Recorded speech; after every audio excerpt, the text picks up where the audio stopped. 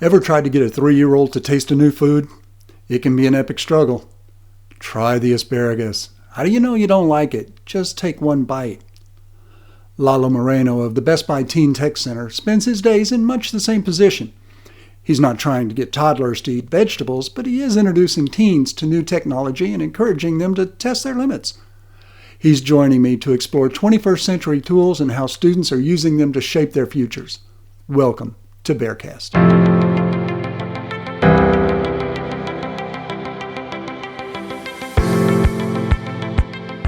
I'm Randy Langford, and this is BexarCast, a weekly interview with business, political, education, and nonprofit leaders.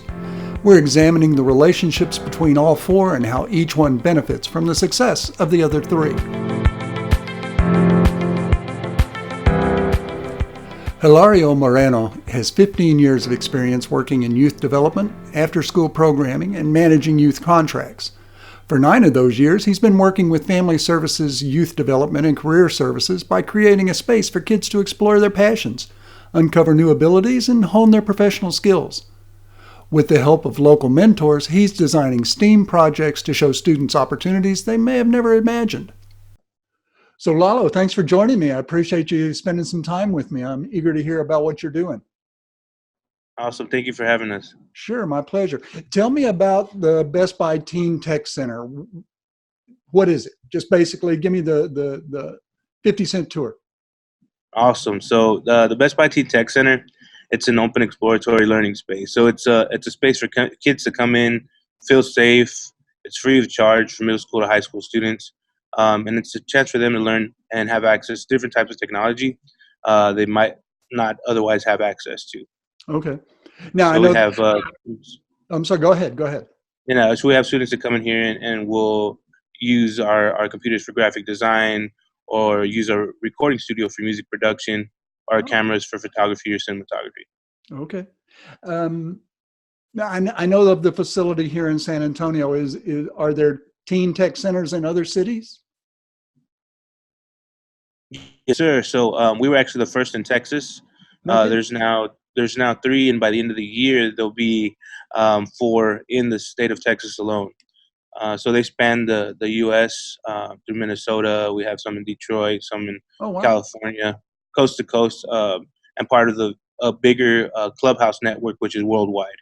Okay. You mentioned the Clubhouse Network. What's the connect? I know the Teen Tech Center here in San Antonio is at Family Services. Yes, sir. So the Teen Tech Center is under the umbrella of Family Service. It's one of the services that we provide in youth education and career services. Um, so our connection with the Clubhouse Network is they kind of fostered and incubated the idea of the Forever Kindergarten, which is giving the kids the access and being able to play and learn and grow, pretty innate. So that's where it kind of stemmed from. The clubhouses led to the Teen Tech Centers, which is um, from where the clubhouses are more 5 to 11. Our Teen Tech Centers pick up from 12 to 18. Okay, got it. Got it. I was looking at the website for the Teen Tech Center, and I was reading the mission statement, and it says part of the Teen Tech mission is encouraging youth to express themselves while developing 21st century skills. Can you go into that a little? I'm guessing that means job skills. That's right. That's right up the alley there, Randy.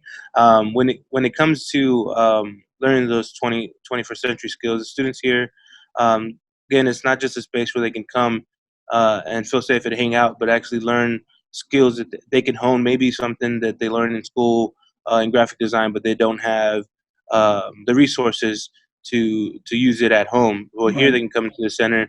They can access all of the Adobe Creative Cloud suite, whether it's Photoshop or InDesign or Illustrator or a character animator, and kind of progress those to where they can hone it into a skill and use after high school, during high school, or even maybe their interests may lie in follow a career path. With some of the programs that we have where they can learn these skills, and come summertime we give them or they earn internships with local organizations to follow up with those skills. Oh, no So we're kidding. trying to build that pathway for all our youth Wow. to uh, to actually not only learn these professional skills, but soft skills like collaborating with students that they would have never met before, or resume building, or actually how do they put this information that they're learning in a resume so that they can express to the person who's trying to hire them, right? That they have learn these skills here in the center. If you're gonna pursue a graphic design career, learning graphic design is probably a good thing, Yes, and being sir. able to But put it into a but resume also is being able probably a to, good idea. how are you going to set up, right? So a student with the graphic design background, their portfolio is going to look a little different than a student with the cinematography background, Sure. or a student who is strictly academic. Right. That sounds very much like one of the components of BearFest, the reason we created the festival. We're putting students in a client-facing scenario to where they have to answer to a client, where they're practicing real-world job skills like negotiations and resource allocation. You have a project and you have a deadline and you have client with expectations. What are you Yes, going to do sir. with that? How does that align with what you're doing there at Teen Tech? So that's Randy. That's another point that our students um, who come to the center on a daily basis get familiarized, right? So we have uh, I guess we have staff on board who are constantly recruiting adults, right, professionals, mentors within the space. So it's just one of the skills that they get to hone on a daily basis, right? Meeting new people. How are you going to approach them? You're not going to approach um, an older adult, right?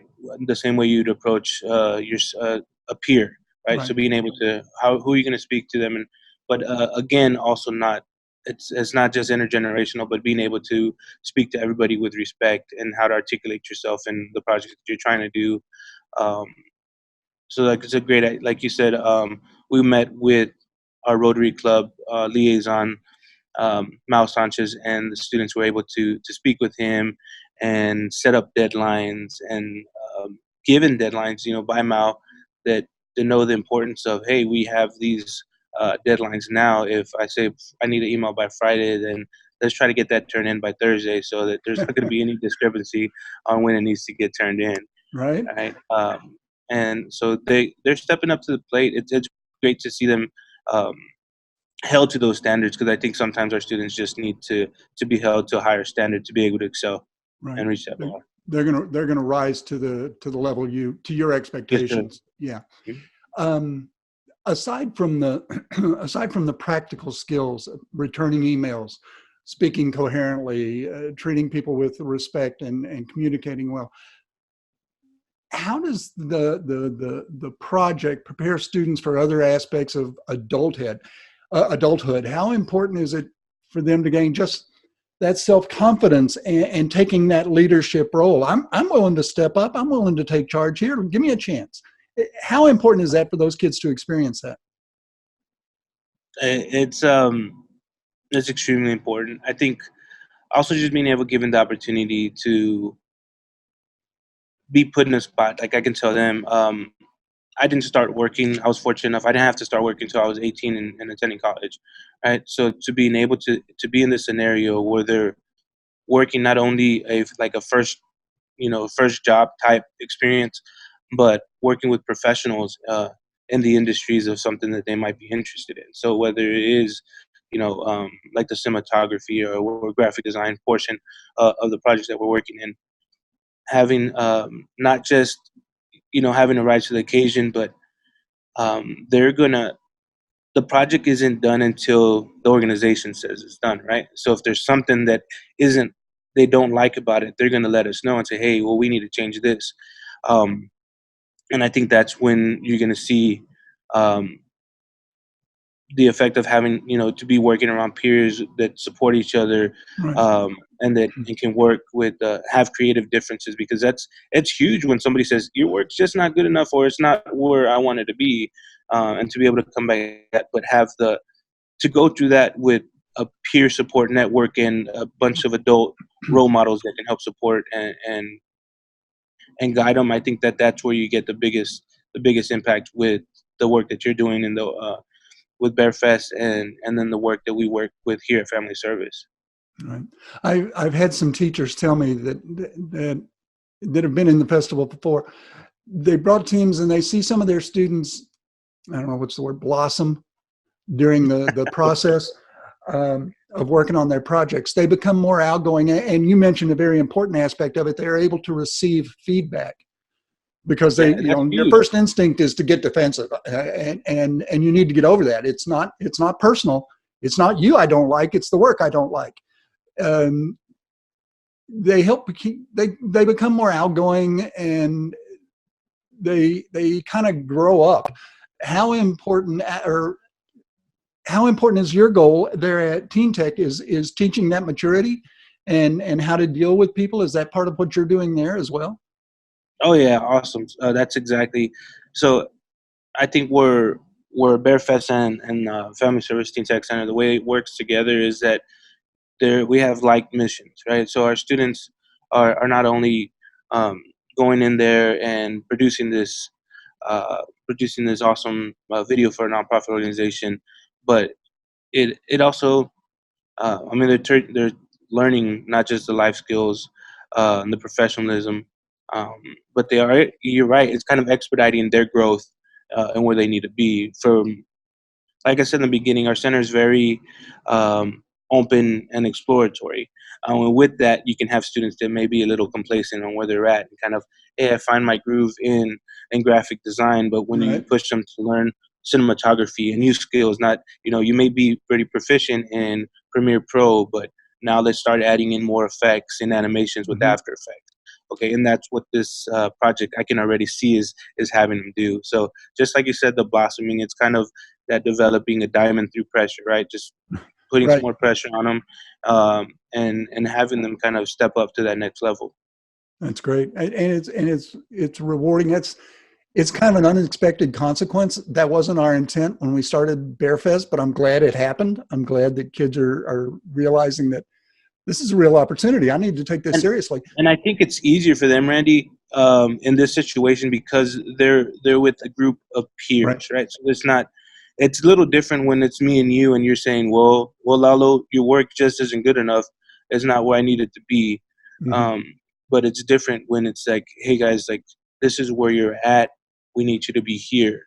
Right. And then take that on as a show and on the shoulders of the team and not just as one person. Right. So I think that helps with that developing and kind of lessens the blow of receiving um, feedback and criticism um, from employers. Yeah. One of the other things we found, this is interesting, I hadn't planned to go here, but one of the other things we found throughout the course of the festival is that as we have that big premiere event where all the kids come together and see each other's productions, and it kind of opens up a whole new world that, again, this was an unintended consequence, but I'm glad it happened. Kids realize I'm not the only one who's interested in cinematography or graphic design. I thought it was just me. There's a whole community here in San Antonio in South Texas that's interested in the same thing I am. So maybe it validates my goals a little more. I thought I was living a pipe dream. No, there's a real opportunity here. And seeing other kids and other schools and other nonprofit organizations that are engaged in that way, it seems to have a reinforcing effect on the kids that they begin to believe that, this could really happen. I could do this for a living. Yeah, and that's something that I see every day, Ren, is that a lot of the kids come in here with that mindset, almost that same mentality that you might have had, that or other students that were in the Bear Fest prior, was like, maybe I'm the only one interested in graphic design, or at least they might feel that way at their school Right. or their after school program. But as they progress and their skills develop and leading to it, because my students haven't been to the big kickoff yet, and they're excited. They're excited that there's going to be, that even something like this would exist for them to showcase the work they're doing. My students have been a part of multimedia festivals before, um, and a part of larger scale projects, but it never where one was going to be showcased at a movie theater, or they were going to have this more of a formal event to showcase their work um, and to see if they receive any awards. Um, I mean, it's huge. I mean, working with youth on a daily basis, and then once you get them in a situation like that, so you have them and they're out of their regular everyday school attire, and then they turn into different little adults, right? And it's Yeah, it's but great it's to see them in that, smaller that adults. aspect as well.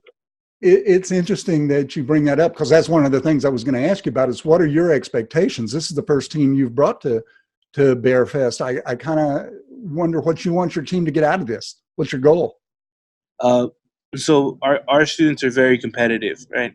They And all that's are. just, and I know that's really what I've seen here in the center is that's what drives them. From anything to our robotics team, where we were a rookie Right. team last year, and we did, the students made it into what's called the water color playoffs last round, and I saw that we only had 2 weeks to prepare for that, right? And I saw the fire behind them once they had that first competition, that they wanted more and they wanted to be successful, right?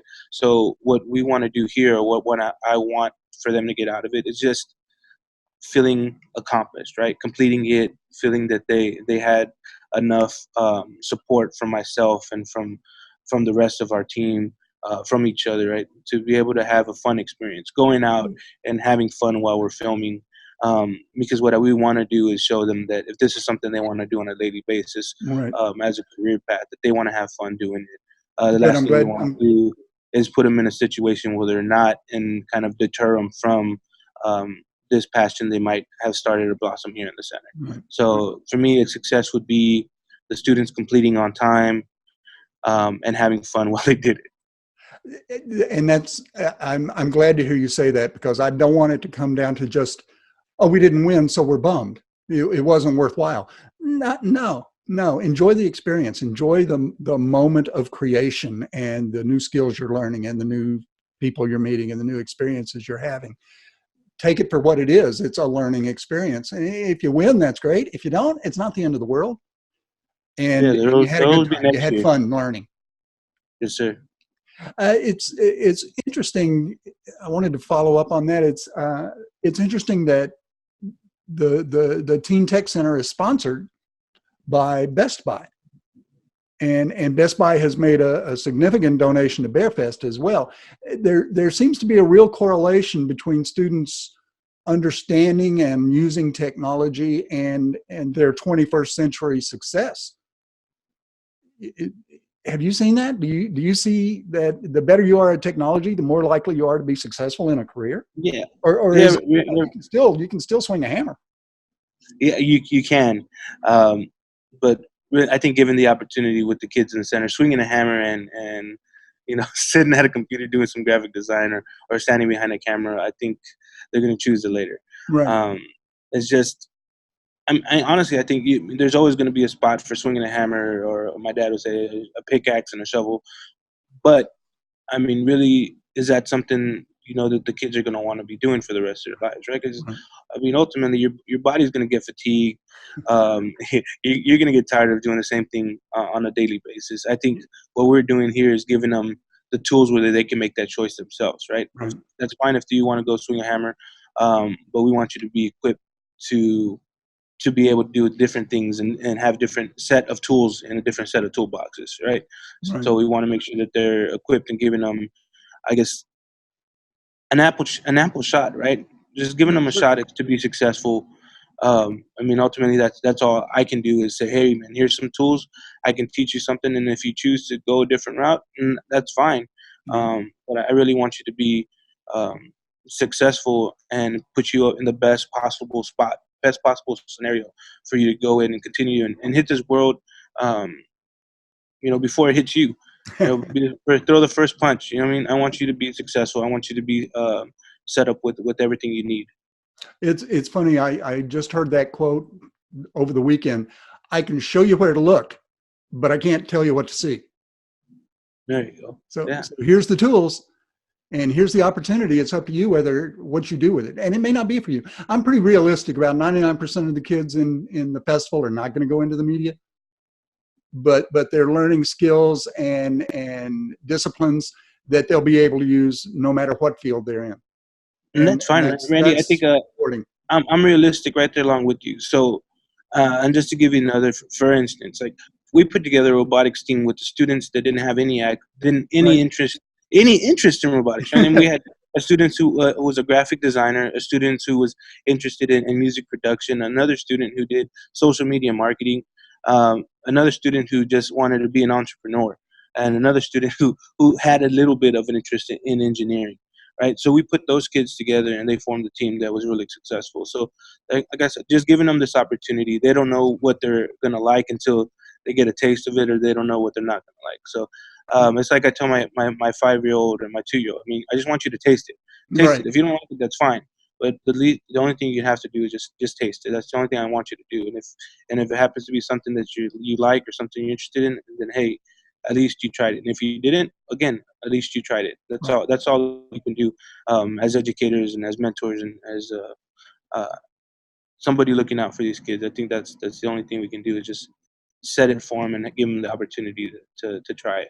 Well, thank you for what you do for the kids. I appreciate what it takes to dedicate yourself to high school kids and young people.